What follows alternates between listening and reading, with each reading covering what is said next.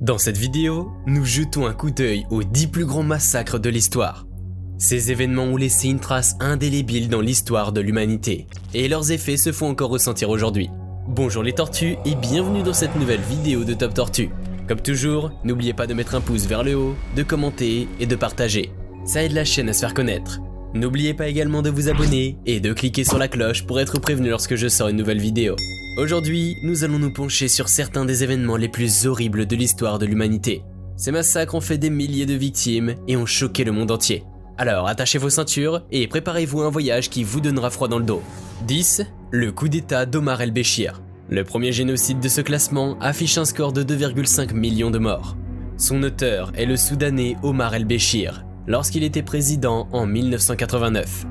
Déjà, il s'approprie le pouvoir par un coup d'état qui a tué 1,5 million de personnes.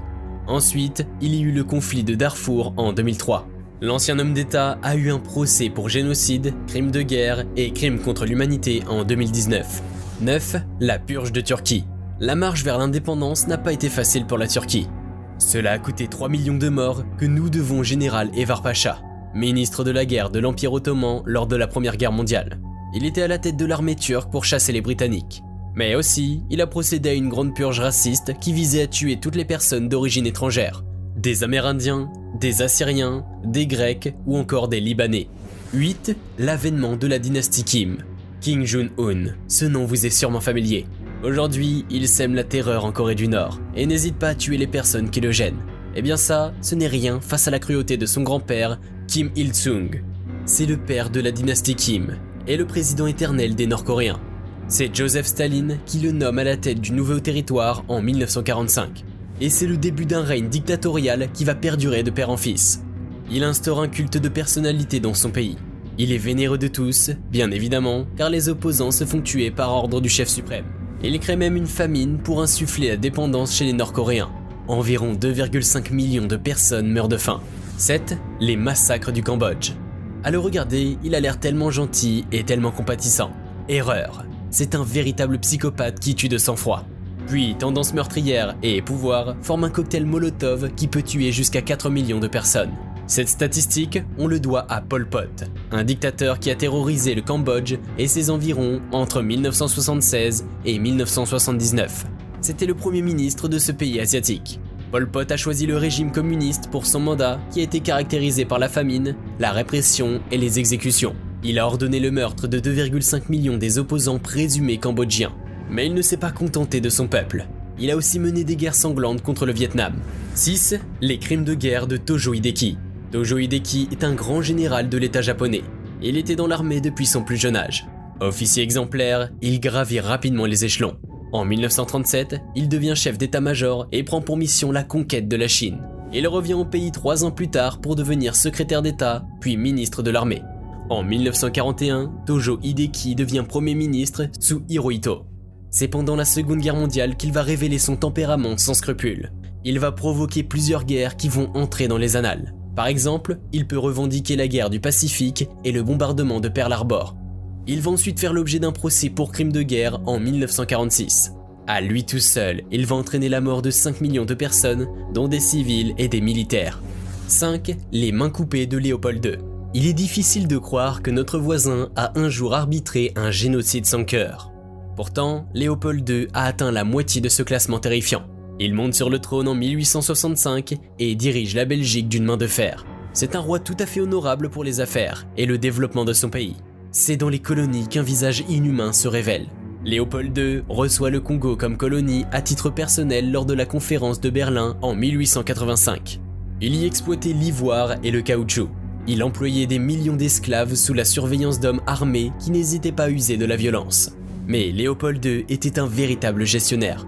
Pour éviter le gaspillage ou le vol de munitions, il exigeait la main coupée de la victime pour justifier chaque balle utilisée. Le pire est que parfois, l'homme était encore vivant lors de la mutilation, sans compter les 15 millions de morts. 4. L'Holocauste de Hitler. Hitler est sûrement le nom le plus retenu parmi tous les tyrans sanguinaires de l'histoire. Vous êtes même peut-être étonné de ne pas le voir sur le podium de ce top. Mais il n'en reste pas moins cruel. Nous ne sommes pas sûrs si c'est la peur ou le respect qui ont inspiré tous ses partisans pendant le Troisième Reich. En effet, bien qu'il soit un orateur charismatique, Adolf Hitler avait un ego surdimensionné. Il n'hésitait pas à tuer les personnes qui s'aventuraient à le contredire. En outre, il a aussi son régime nazi qui se basait sur l'idolâtrie de la race aryenne. Ce racisme est à l'origine d'un des génocides les plus controversés de l'histoire. 6 millions de juifs sont morts. Les camps de concentration existaient pour faire durer la mise à mort des condamnés. Avec les guerres, les groupes d'opposants et les sémites, les ordres de Hitler auraient un bilan de 20 à 40 millions de personnes mortes. 3. La tyrannie de Joseph Staline. Il faut un tyran pour en vaincre un autre. Joseph Staline est le dirigeant de l'Union soviétique durant la Deuxième Guerre mondiale. Ce sont ses stratégies et la force de son armée qui ont réussi à faire tomber le Troisième Reich. Staline n'appartenait pas à la bonne classe sociale pour devenir chef d'État. Pourtant, sa détermination et son charisme lui ont permis de rester 20 ans au pouvoir. Il en a profité pour tuer quelques millions de personnes au passage. Joseph Staline est né en 1879 ou 1878, personne ne sait vraiment, à Djougakvili en Géorgie. Ses parents étaient très pauvres. Son père meurt alors qu'il n'était qu'un petit garçon. Toutefois, le petit Joseph a pu suivre une éducation orthodoxe, dans le sens propre du terme. Très vite, il s'initie au marxisme et se rebelle tellement qu'il finit par être renvoyé de son établissement. Cette occurrence l'arrange étant donné qu'il peut désormais militer librement pour le Parti socialiste. C'est là que commence sa carrière d'homme politique dictateur. Lorsqu'il arrive au pouvoir en 1920, il organise des purges pour éliminer les opposants et servir d'exemple pour toute la population soviétique. Il ne lésine pas sur les moyens pour affirmer son autorité. Par exemple, il a organisé un blocus en Ukraine pour entraîner une famine. Plus de 11 millions d'Ukrainiens sont morts dans cette opération. Avec les victimes de guerre et les soldats morts au combat, le règne de Staline montre un bilan sanglant de 50 millions de morts. 2. Les conquêtes de Gengis Khan. Gengis Khan est le premier empereur de l'Empire mongol. Il se donne comme objectif d'élargir son territoire coûte que coûte. Et il va y parvenir par les armes et le sang, car son empire s'est étendu de l'Asie en Europe. À la tête de l'armée mongole légendaire, il conquiert ses ennemis et fait tomber des dynasties, pourtant jugées inébranlables à l'époque. Karakitai, Khwarezmia, Xia et Jin, etc. Son passage inspirait la terreur sur tout le continent. Outre la cruauté qu'on retient de Gengis Khan, c'était un leader qui agissait pour l'intérêt de son royaume. Il aspirait à des conquêtes territoriales, mais aussi des conquêtes populaires. Il a permis la liberté de la région pour que chacun de ses nouveaux sujets puisse se sentir assez libre sous son règne. Il a aussi su instaurer un climat commercial favorable en Eurasie. Toutefois, pour se faire respecter et pour assurer sa place sur le trône, il choisit la dictature et la terreur comme base de sa politique. Il tue sans vergogne ses ennemis durant les guerres et élimine ses opposants ainsi que les traîtres. Il est tellement cruel qu'il a facilement atteint les 40 millions de morts de 1206 à 1227. D'après les historiens, ce chiffre représente 10% de la population mondiale de l'époque. 1. Les massacres de Mao Zedong. Mao Zedong mérite sans conteste la première place de ce classement. C'est l'empereur le plus cruel de l'histoire. C'est un homme politique engagé qui a remporté la guerre civile chinoise en 1949. Il gagne la confiance du peuple et s'assied sur le pouvoir d'office. Son objectif est de réunifier l'empire.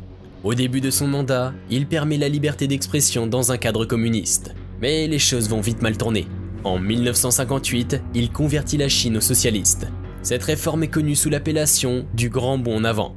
Il change toute sa stratégie et abolit toutes les formes capitalistes dans le pays. Il va chasser les intellectuels vers les zones rurales pour ensuite exploiter tout le monde dans le travail manuel.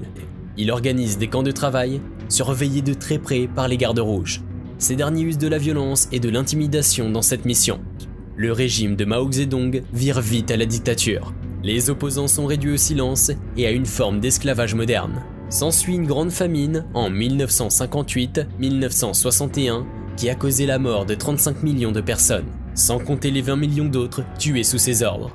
Au total, le triste palmarès de Mao Zedong revient à 70 millions de morts. Alors voilà, les 10 plus grands massacres de l'histoire de l'humanité. C'est une liste qui donne à réfléchir et qui, nous l'espérons, contribuera à nous rappeler les choses terribles qui peuvent se produire lorsque la haine et le sectarisme sont autorisés à s'envenimer. Si vous avez trouvé cette vidéo instructive ou intéressante, pensez à vous abonner à ma chaîne pour en avoir d'autres comme celle-ci. Merci d'avoir regardé.